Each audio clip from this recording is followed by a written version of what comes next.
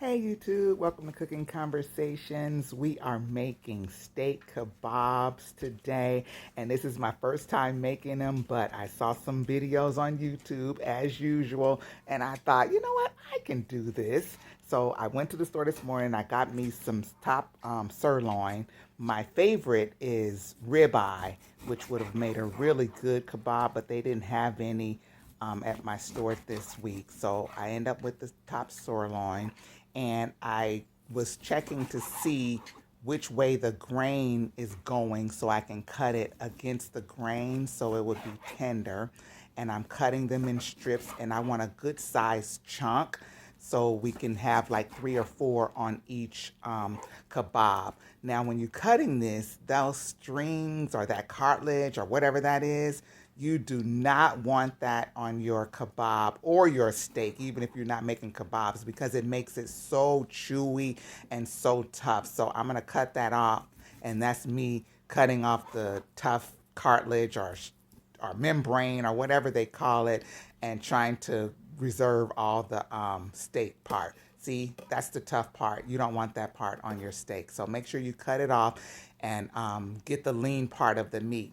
So as I was looking at the other 2 steaks, it's gonna take a little bit more time. So I'm gonna come back and show you them all cut. Yeah, see? All cut with very little cartilage, and that's all the fat and the cartilage and membrane that I took off the steaks. It was quite a bit, so make sure you clean up your steak if you want them to be tender and juicy. So I'm going to put all my chunks in a Ziploc bag, and I'm going to season them so you can see exactly what I put on them. But you can use whatever seasoning you like. I really like the way the Mediterranean places season it with the saffron and the turmeric and stuff, but I didn't have any of that. So I said, well, next time. But we start off with our traditional garlic powder, and then we're gonna hit it with some onion powder and some black pepper, some smoked paprika, I think I did next, or no, that's some salt-free chipotle seasoning, which I really, really like, and it's not too spicy, but it does give it a nice kick.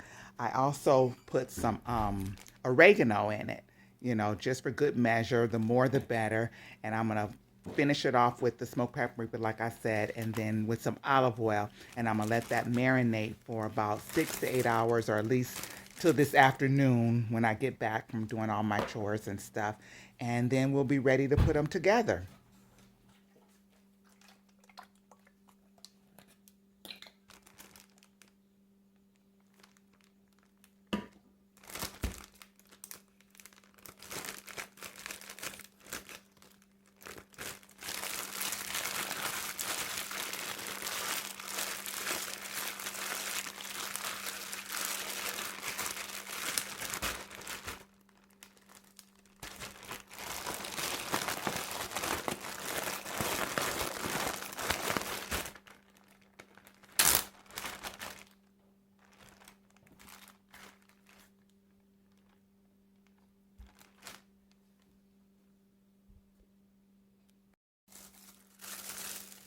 All right, so let's get our peppers prepped. I have some leftover yellow and green peppers that I have from another recipe that I wanted to use up anyway. So I'm gonna cut these and cut out the white parts because that's bitter. And then I'm gonna use red onion, and I wanna cut them a nice size piece so the steak won't be bigger than the pepper, so they can be equal size. One that was kind of big, so I cut that one in half, but I don't want a little small piece of pepper and then a big giant piece of steak. So I'm gonna make these match, cut these all up, and then I will start skewering them.